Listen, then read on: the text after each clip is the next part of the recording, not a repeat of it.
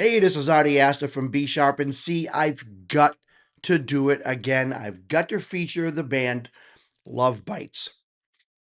Someone said to me, okay, I got a lot of, first of all, I want to thank all the Lovebites fans. I got some excellent comments regarding the band and some really good insight and some advice and some suggestions. And I want to thank everyone in the comment section. I really super appreciate that. And I also want to thank all of the new subscribers and the people who have liked my videos as of late. I do appreciate the support. It really does help. Um, that being said, I've got to do this song here, Frozen Serenade. I've gotten probably 10 to 15 recommendations. If you like metal ballads, do Frozen Serenade by Lovebites. So here I am. I'm not going to play along. I feel like there are some bands where I'm like, yeah, look, they did the G minor chord and then they went to the D major chord and then it's just amazing. There's nothing I can do that's even going to remotely even contribute to what these girls do. Nothing. Their music speaks for itself. If I touch my keyboard, I will make the song sound worse. So I'm going to leave it alone. Let's go.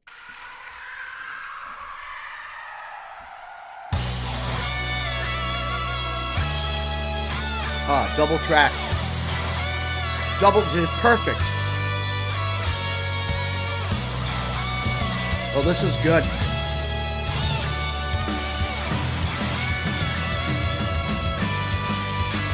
Ooh.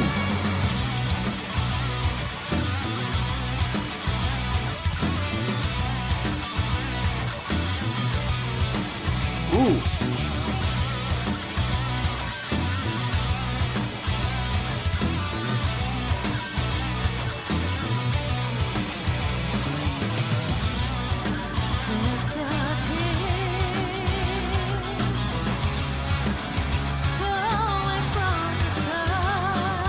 Ooh.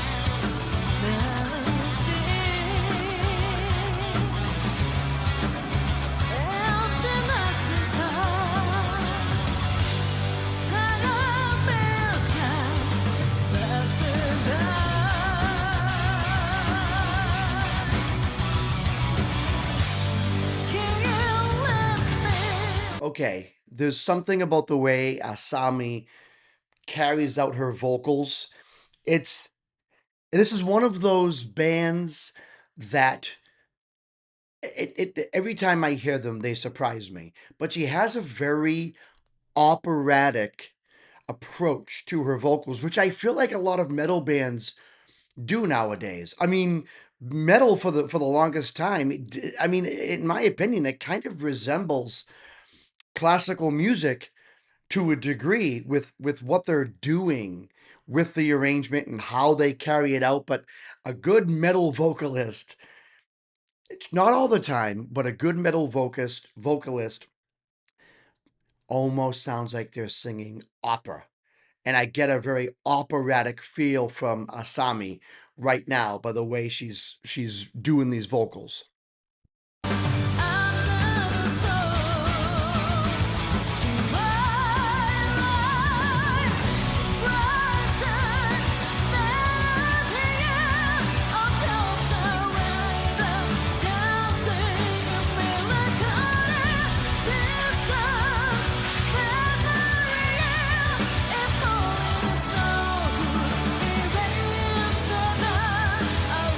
God.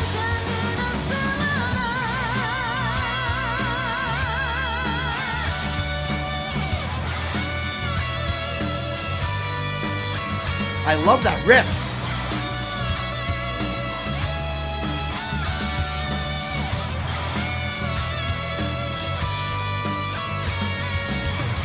All right. That riff is awesome.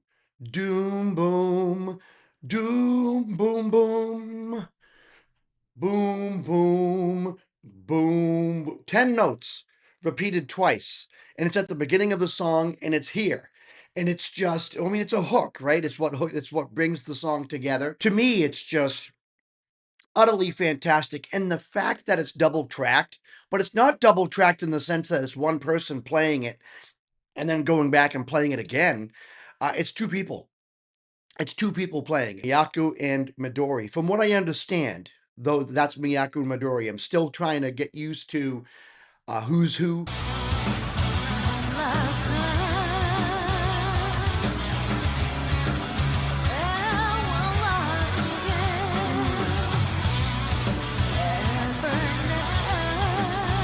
I love that riff.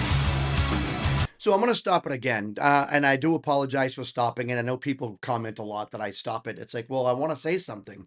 You can always just go listen to the song without me stopping it. That thing that she's doing, that,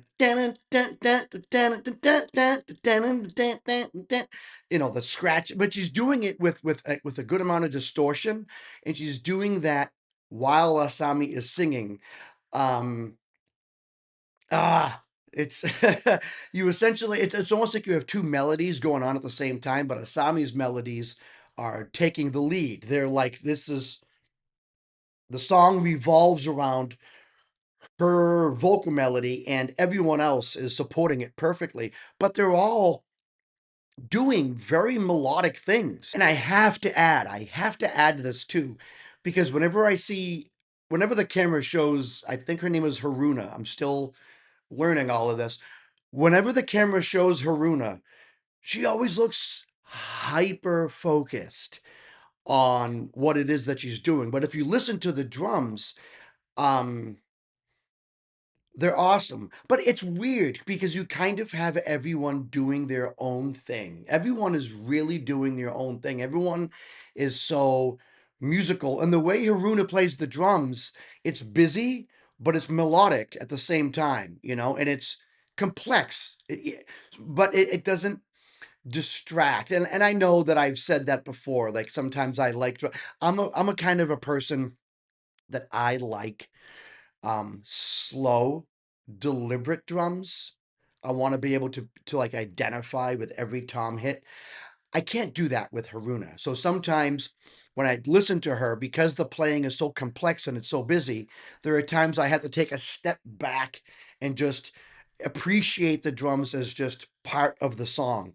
It's kind of hard sometimes because I'm not a drummer by practice. You know, I play a dozen instruments, but I don't play the drums. You know, I can program drums, but I don't know the first thing about how she does what she does. But I just think she's fantastic.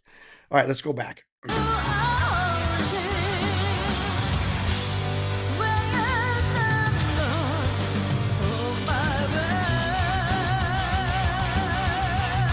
And the lyrics are so good.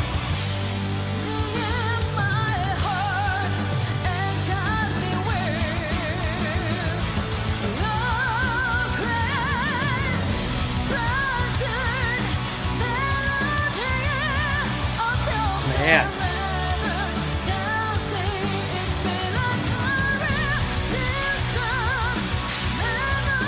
These lyrics are amazing.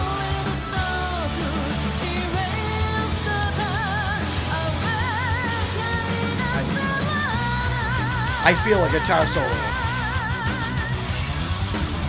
Wow. Wow. So much going on. All right, what's going on? She's moving. Whoa! I mean, come on, listen to those drums. What's happening? Oh my God.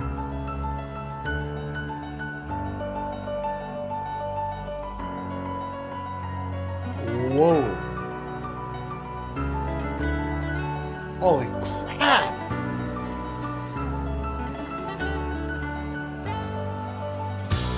Oh, nice, nice. Wow, this is beautiful. I'm not gonna cry.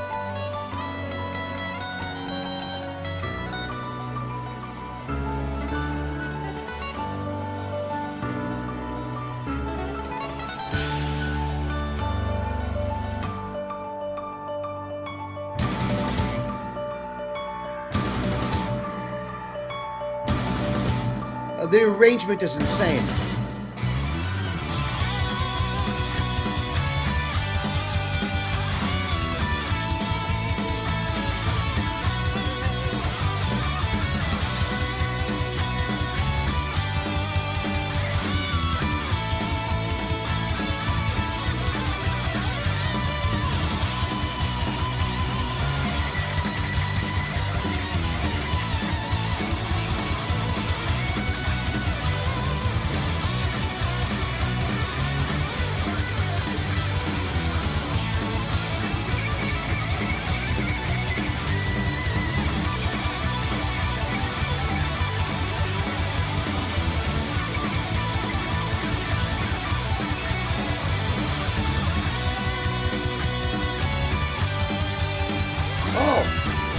That's a nod to Iron Maiden.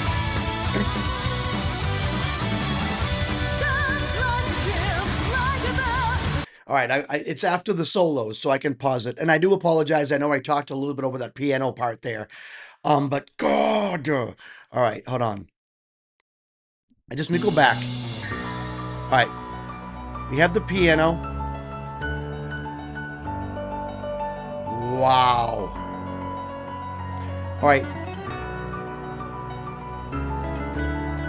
All right, I have notes here because I'm still learning about these guys. So I'm just I think I'm becoming a big Lovebites fan. Okay, that's Miyako at the piano, right? She's classically trained. This here is Midori. From what I can understand, that is Midori. Yeah, on the acoustic guitar. Um, and here's what's funny. And I'm getting all excited, so I apologize. The piano with acoustic guitar is a beautiful combination. And you never expect to hear it as a bridge or the beginning to a heavy metal solo, right? You never expect to hear it in a heavy metal song. But they pull it off perfectly. Especially because of the way the song is it's it's operatic, you know. It's a very um let's go to the opera. What's the word I'm looking for? Symphonic, right?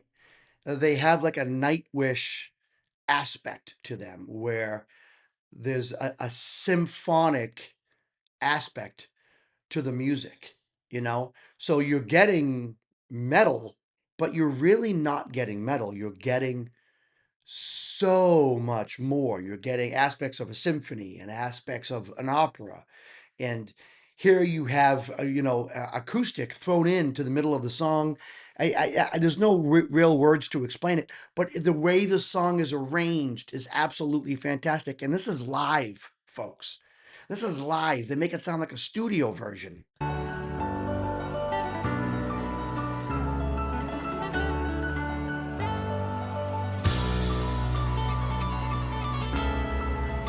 Love that in the left ear.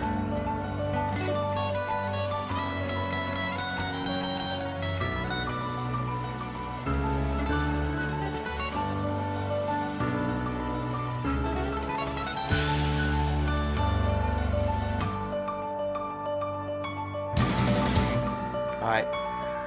I love this part.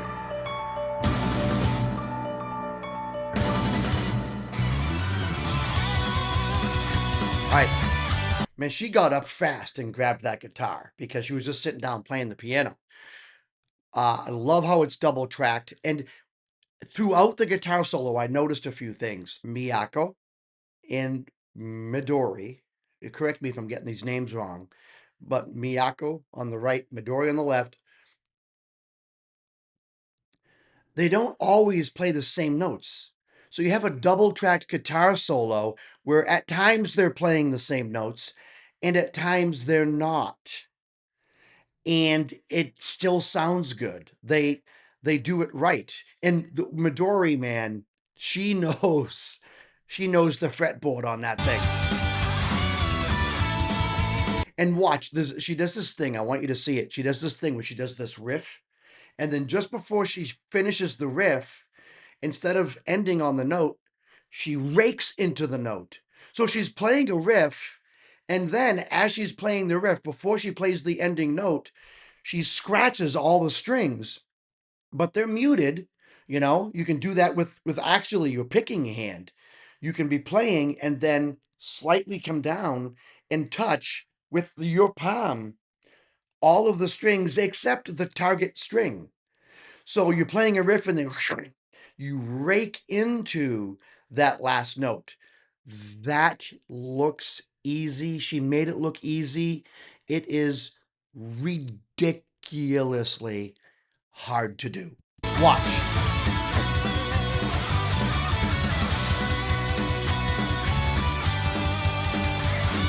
Okay, that sounds like Wasting Love by Iron Maiden.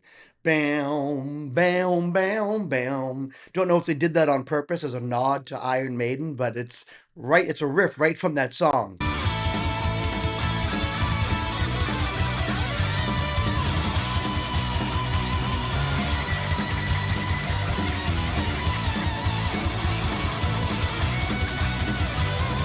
My God, it's so good.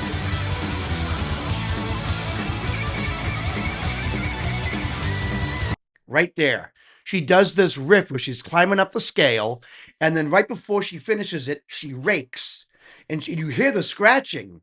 And that's not easy to do right after you just played a complicated riff. Not easy to do because you have to change the position of your hand. And you can see it if you watch closely. You can see she changes the position.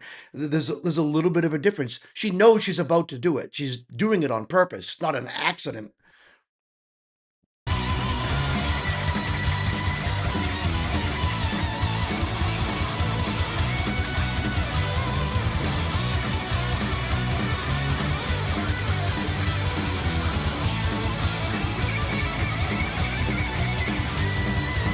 You see that? You see that? Let me slow it down. She does the riff really fast, going up the scale, and watch her picking hand. Watch her right hand. She does the riff, does the riff, does the riff, and then when she does the rake, you can tell she goes like this and then does it, right? This comes in because she's muting every string except the string she wants to play. She's muting every string with her palm. I mean, the awareness you have to do that and not mess up. I've messed up. I've done a riff and then I'm like, let me rake into this note. And then I mute the string that I want to hit. So it just sounds like I'm scratching. It just, that's all. I'm because I missed the target note. She doesn't. Watch her right hand.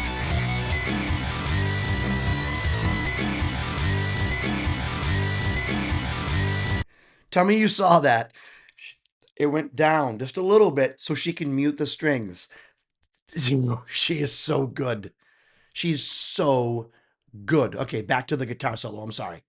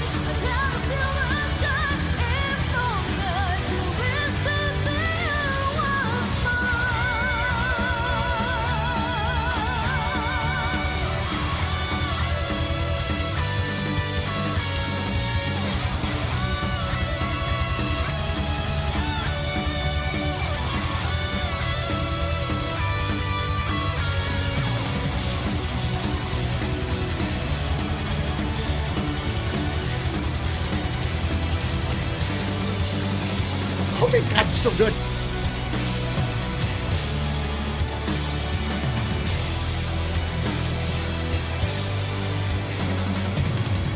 Wow. Oh God.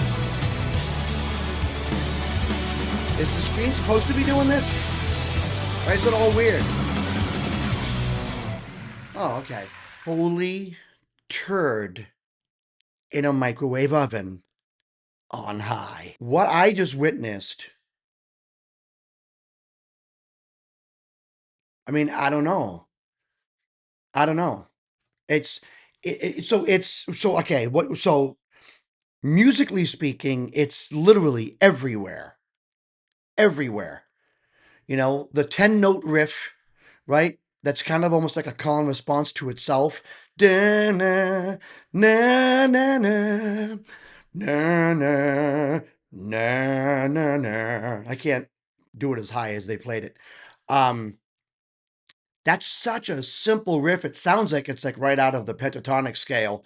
Um, Such a simple riff. So you have like beautiful simplicity, and the song starts off that way, right?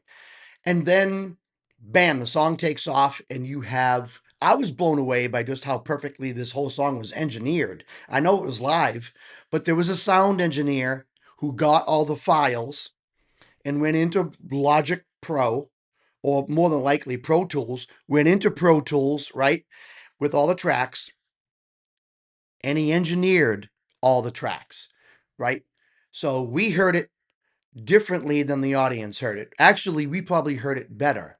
I mean, it would be better to be there live and watch that, but we heard all the tracks after they've been double checked, equalized, and everything panned. Just, you know what I'm saying?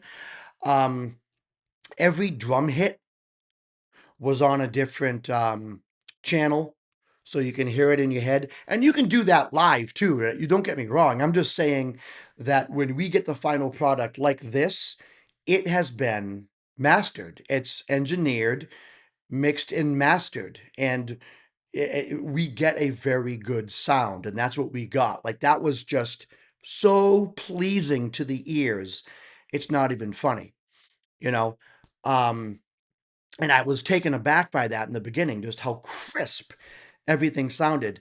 And then Asani, she comes in with her vocals. There's part of me that at first, when I first heard the vocals, I was like, oh, okay, she's just singing vocals. But then I realized she's she's doing something very operatic. And you can tell by the way she's holding the microphone too, trying to get like as much use out of her diaphragm as possible. It is so not easy to sing that way. So I was thinking this is just going to be a regular vocal track. And then I realized she's singing opera. She's singing opera over this heavy metal song. And even though this is what I would consider a ballad, it didn't necessarily come across as such because the genre just changed the minute Asani started singing. So then I had to like readjust my mind as to, okay, this is what I'm listening to now. And then, I mean, she did verse, chorus, and then that breakdown, the piano with the acoustic guitar. I had to like hold back my emotion because I love the sound of piano and acoustic guitar. And the fact that they decided to put that in and that they're able to put that in. There's many heavy metal bands out there that can't do that. They can't play the acoustic guitar like that. They can't play the piano like that. I mean, that was just some fantastic playing. On their YouTube channel too, there are some clips of I think you pronounce it Miyako. There are some clips of Miyako playing piano, and she doesn't just play piano. I've seen that. You know, Lady Gaga can play piano. She could play guitar and a couple other instruments, and she plays piano, right? So there are people who can play piano. Neil Young can sit down at the piano and play piano and sing a song from beginning to end, and it sounds great. Miyako doesn't just play piano, she freaking destroys the thing. She's just like hands down a fantastic classically trained pianist, like to the nth degree. When Miyako sits down and starts playing the piano, it's like, holy crap, that's right. They do that too. I don't know. Anyways, I just thought that was awesome. I don't really give scores anymore because I get criticized too much in the comment section. I once gave a song like a 9.4, and then someone was like, "That's a 10, you idiot." So I'm not going to give things scores anymore. Whatever. This show is constantly metamorphosing. You know, next week I'll probably do an episode in Dutch. That is what I think of the song "A Frozen Serenade" by Lovebites. It was live in Tokyo in 2021. And by the way, I just have to get this out there. Go back and listen to those lyrics. Like, what? That is some poetic stuff right there. Anyways, let me know what you think in the comment section. Thanks for listening. This is Artie Astor saying, keep it groovy.